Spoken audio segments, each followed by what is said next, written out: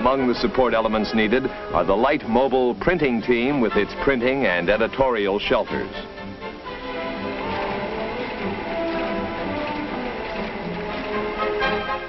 Also needed is a radio team to support existing radio stations, particularly in the back country.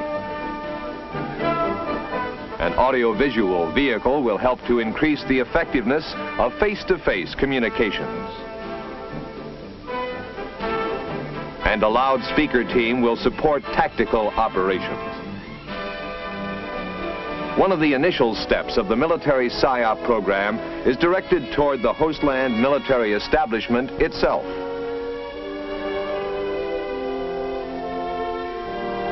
Since the military represents the government to the populace, their actions and attitudes can do much to create a favorable image of that government in the minds of the people. Hostland soldiers are provided with rules of conduct toward civilians and impressed with the importance of observing them. A soldier's attitude goes a long way toward implementing an effective military PSYOP program. Another portion of the PSYOP program, primarily directed toward the civilian population, is concerned with developing national unity.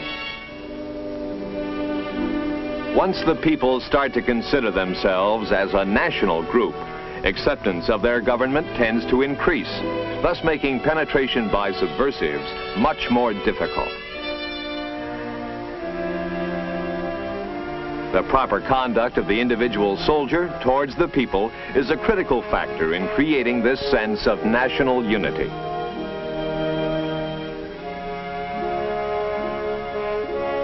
Touring groups of performers are used to attract attention. They are particularly effective in remote areas. Entertainment or diversion of any kind is eagerly awaited.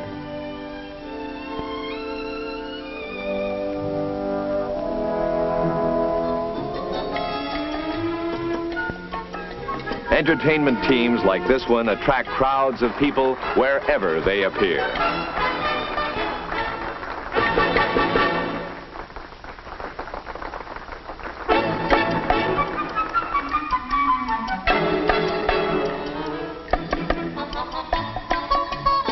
Controlled interaction can result in group belonging and assist in developing a sense of national unity.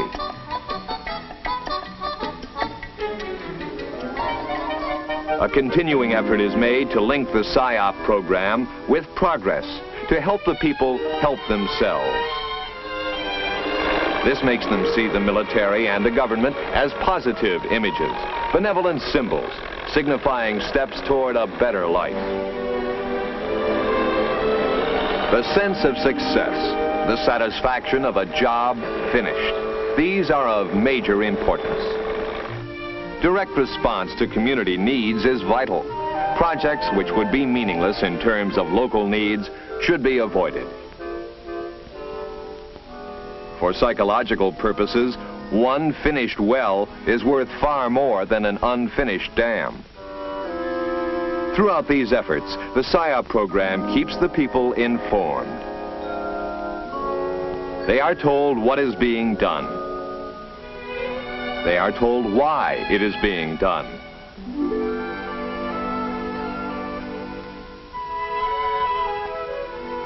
And they are told how it will benefit them. In areas where the insurgent is openly recruiting and receiving aid from the people, an internal security program takes the greatest PSYOP effort.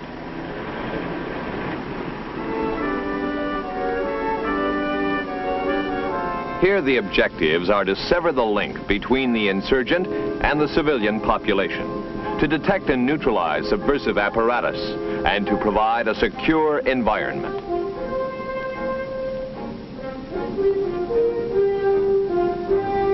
An effective internal security program encompasses roadblocks, curfews, critical supplies such as medicine, money, food, explosives, arms, etc., all of which make the PSYOP effort a little more difficult.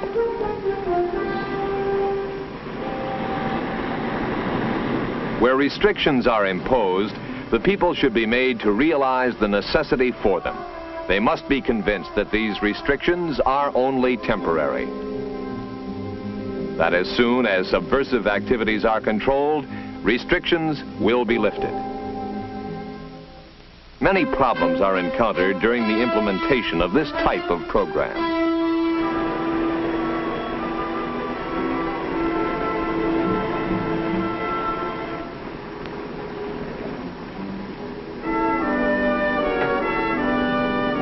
Perishables damaged while held up in roadblocks must be investigated immediately.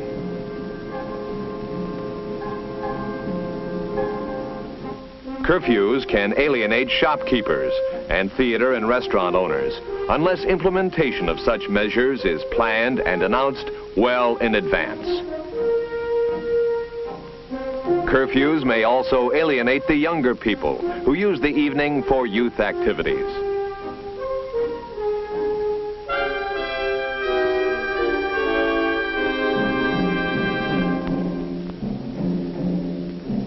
Controls restrict the flow of essential products and goods.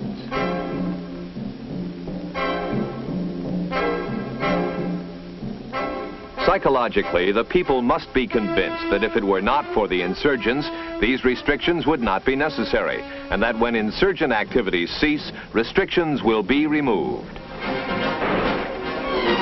In areas of the country where government troops are battling the subversives, the psychological effort is of a different nature.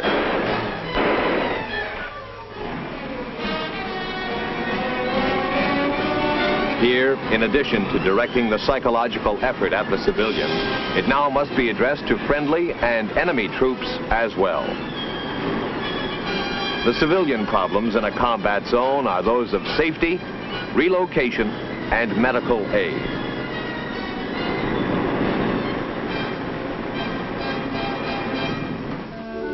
The PSYOP program supports the effort to get the civilians out of the way of the fighting. If property has been damaged in the fighting, prompt repairs and payment is the prime goal.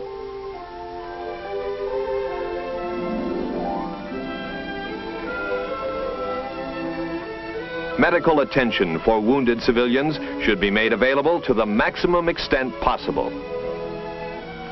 It must be made very obvious to the civilian that his welfare and safety are of great concern to his government, that they are, in fact, the major interest of his government. The complaints of civilians against soldiers are given full attention. Rules of conduct involving actions of soldiers toward civilians are rigidly enforced. The moment the citizen is convinced that his government is there to serve and protect him, he will begin to support and serve his government.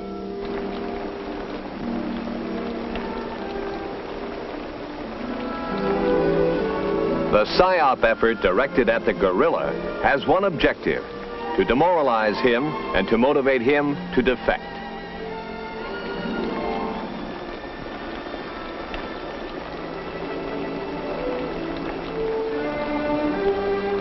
By leaflet, by loudspeaker, by radio, by whatever means possible, PSYOP reaches his ears and eyes, stressing the futility of his present, offering hope for his future if he defects. With the PSYOP program underway, it becomes necessary to evaluate its effectiveness. Improvements and changes must be continually made based on the evaluations of current intelligence. Prisoners are interrogated with special questionnaires that give clues toward their reaction to the psychological effort directed toward them.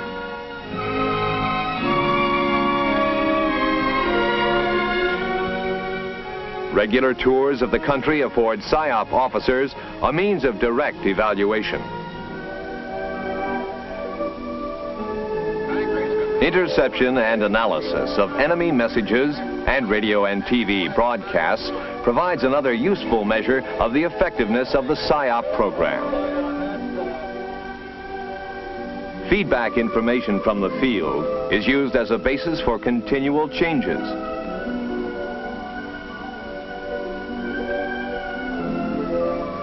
For for the psychological program must be constantly updated.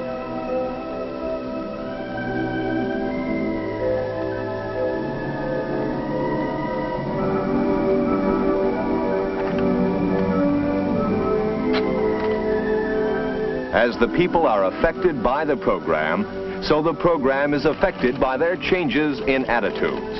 A successful PSYOP program will make them perceive things from the desired viewpoint. You are looking at the most important man in the world. In America, he is called John Doe. Other countries have other names for him. He is the man without a face.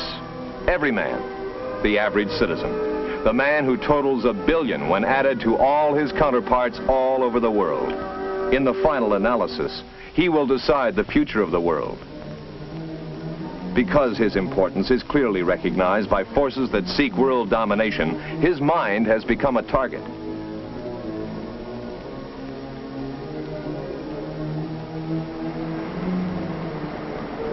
When he pledges his allegiance, when he decides in which direction he should project his loyalty, the issue in Hostland and many real countries in the world today will have been largely resolved.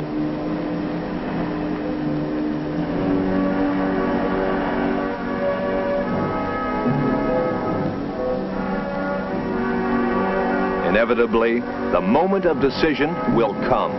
And at such moments, what thoughts will pass through his mind? What images will he see?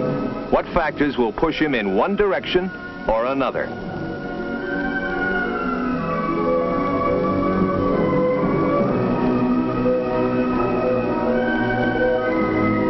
What decision has he made? Who can say with certainty? But given an effective, comprehensive psychological operations campaign as part of the background, we could logically make an optimistic forecast.